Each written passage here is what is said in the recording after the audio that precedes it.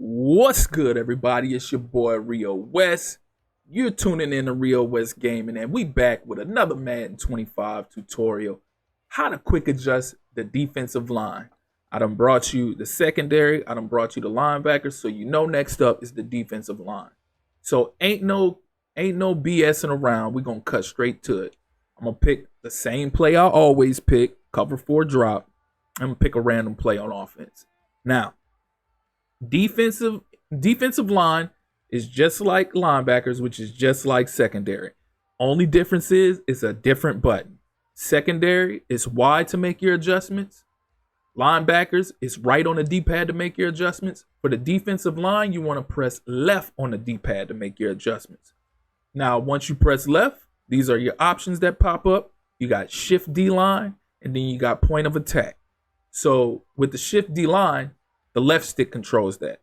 So you flick the left stick up to spread the D line. You flick the left stick down to pinch the D line and bring them in closer. You flick the left stick left to slide them to the left. You flick the left stick right to slide them to the right. As far as point of attack, to slant the D line outside to apply pressure to the outside towards the tackles, you're going to flick the right stick up. To slant the D line inside to create pressure inside to make them force issue on the guards and the center, you flick the right stick down. To slant them to send the pressure towards one side, which is the left. To slant them to the left, you want to flick the right stick to the left. To slant them to the right, you want to flick the right stick to the right.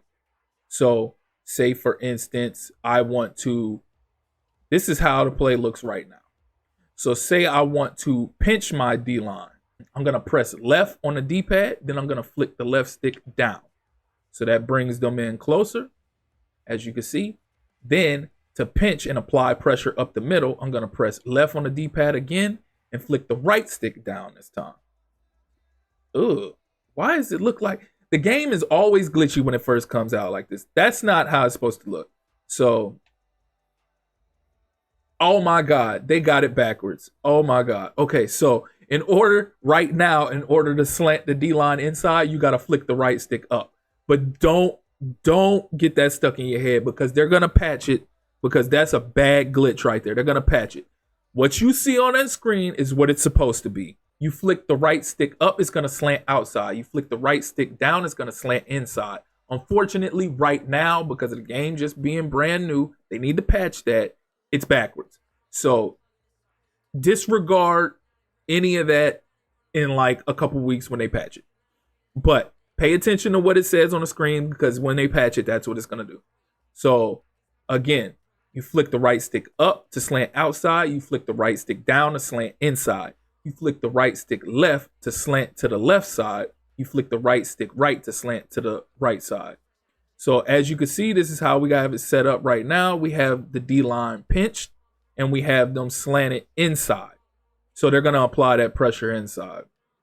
To make individual adjustments with the defensive line, you're going to press left on the D-pad and then left on the D-pad again. Just like with the secondary and the linebacking core, whatever button you press it a second time to make those individual adjustments. So as you can see, we only have 3 down linemen.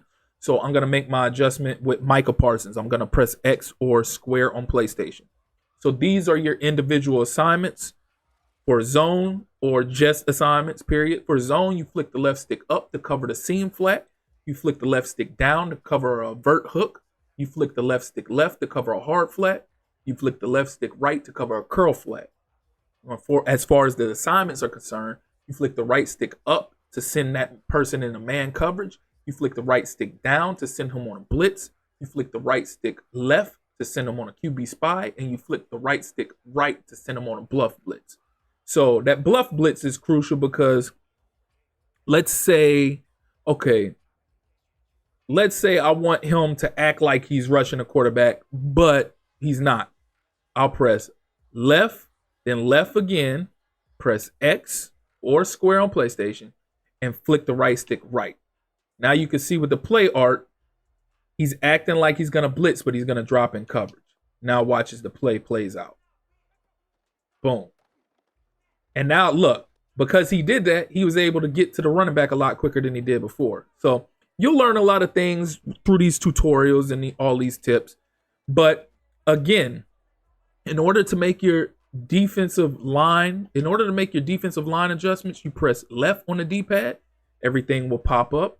It'll show you your zone options. It'll show you your assignment options. And to make individual adjustments, you press left on the D-pad again. And then you'll pick whichever player you want to make those individual adjustments to. I'll press A in this instance for DeMarcus Lawrence.